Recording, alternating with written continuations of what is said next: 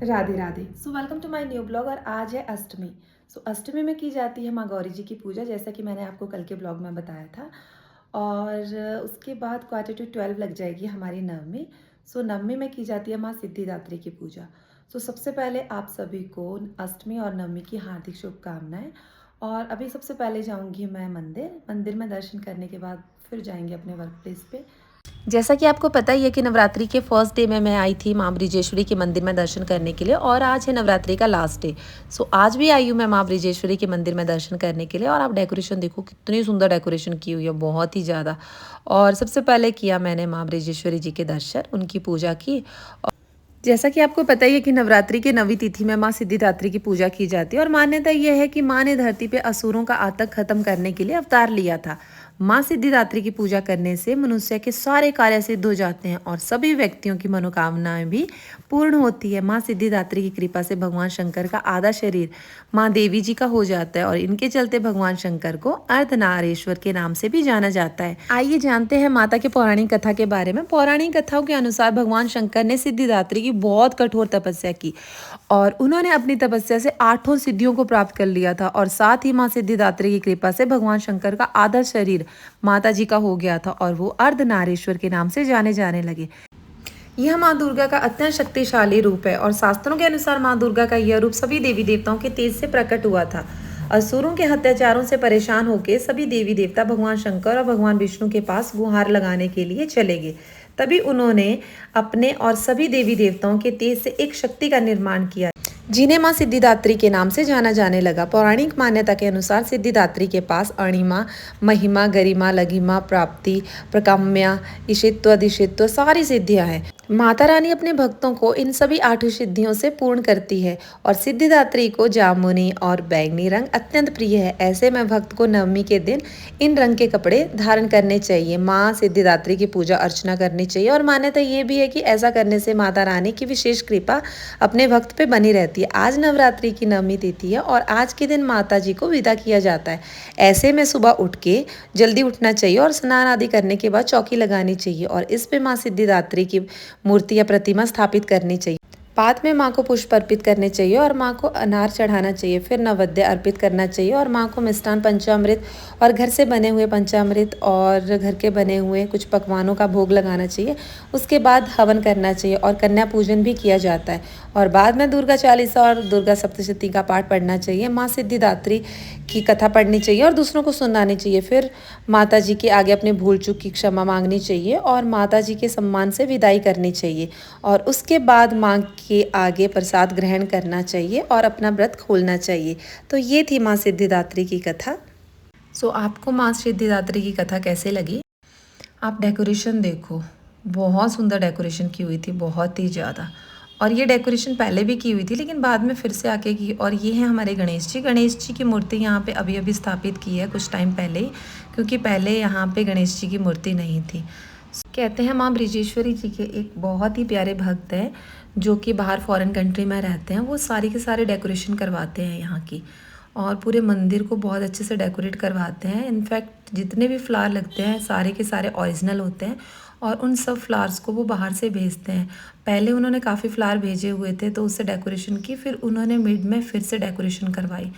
और आप देखो, हर जगह ओरिजिनल फ्लावर आपको देखने को मिलेंगे।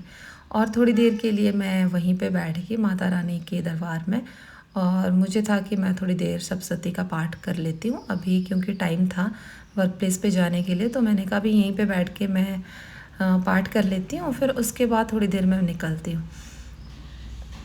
मैंने माता रानी का पाठ किया सप्तशती का। वैसे मैंने आपको भी बताया हुआ कि आप सभी लोगों को सप्तशती का पाठ करना चाहिए, और दुर्गा चालीसा भी पढ़ना चाहिए। आप डेकोरेशन देखो, यहाँ की बहुत ही सुंदर डेकोरेशन की हुई थी। इतनी भव्य डेकोरेशन की हुई थी कि ऊपर से लेके नीचे तक लास्ट तक डेकोरेशन ही डेकोरेशन थी, और वो भी फ्लावर के साथ। कुछ आपको यहाँ पे मैरीगोल्ड्स के फ्लावर मिलेंगे, डिफरेंट डिफरेंट फ्लावर मिलेंगे। ऐसे नहीं कि एक ही तरह के फ्लावर हैं, सारे के सारे फ्लावर्स हैं यहाँ पे। और ऊपर तक देखो, कहाँ तक, जहाँ जहाँ आपकी नज़र जाती है वहाँ वहाँ आपको फ्लावर ही फ्लावर दिखेंगे। और इधर पे देखो माता रानी की मूर्ति बनी हुई है, और साथ में वीणा भी बने हुए हैं बोथ साइड। और लोग दर्शन करने के लिए आ रहे थे, जा रहे थे, आ रहे थे, जा रहे थे। और मैं बैठ गई थी थोड़ी देर के लिए, क्योंकि अब टाइम भी होने वाला था जाने का, लेकिन मेरा मन बिल्कुल नहीं कर रहा था यहाँ से जाने का। पता नहीं मेरे साथ ऐसा क्यों होता है कि जब भी मैं ऐसे धार्मिक स्थान पे आती हूँ मेरा मन करता ही नहीं है कि मैं वहाँ से वापस जाऊँ। और अभी सच बताऊँ तो मेरा मन कर रहा था बहुत ज़्यादा रोने का, और मेरा आंखों से आंसू एटलीस्ट छलकने ही वाले थे। तो मैंने कहा उससे बेटर मैं चले जाती हूँ वापस, और फिर मैं चल पड़ी यहाँ से। फिर मैंने माता रानी के दरबार में मत्था टेका और मैं चल पड़ी फिर वहाँ से। और मैं आपको दिखाऊं, ये थी यहाँ के फ्रंट से माता रानी के दरबार की डेकोरेशन। देखो कितनी सुंदर लग रही थी, बहुत ही ज़्यादा, मुझे तो बहुत अच्छा लगा। आप बताओ आपको कैसा लगा। और बस सब क्या था, अब चल पड़ी मैं अपने वर्क प्लेस पे, और मैं पहुँच गई थी वहाँ पे सबसे पहले। तो सबसे पहले अगर आप पहुँच गई हो अपने वर्क प्लेस पे, तो सबसे पहला काम क्या होता है? अपने रील बनाना, या अपना फ़ोटोशूट करना, या फिर अपनी वीडियो बनाना, कुछ अपने क्लिप्स लेना। सो मेरा तो यही काम चल रहा था। सो मैंने फटाफट अपने कुछ वीडियो क्लिक करी और कुछ फ़ोटो क्लिक किए। बस उसके बाद क्या था, उसके बाद आने लग गए सारे, और फिर हम चल पड़े अपने काम से काम रखने के लिए। और हमारे एक बच्चे ने की थी क्यूट सी टाइम हमारे लिए रेडी।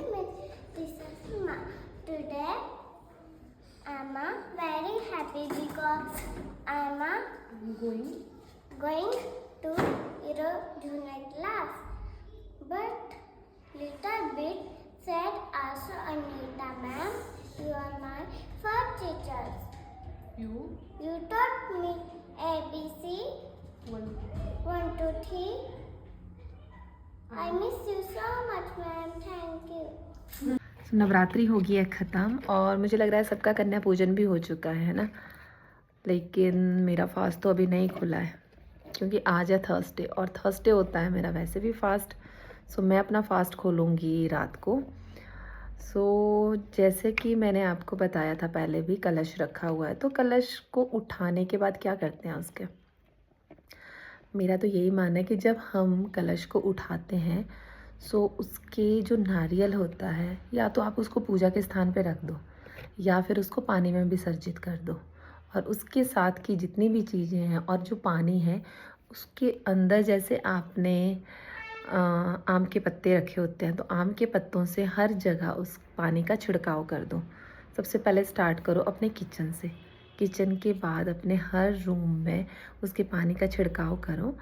और बाकी जो पानी बच जाता है उसको आपके घर पे जैसे तुलसी माँ की का पौधा होगा, उसके गमले में फेंक दो, ठीक है।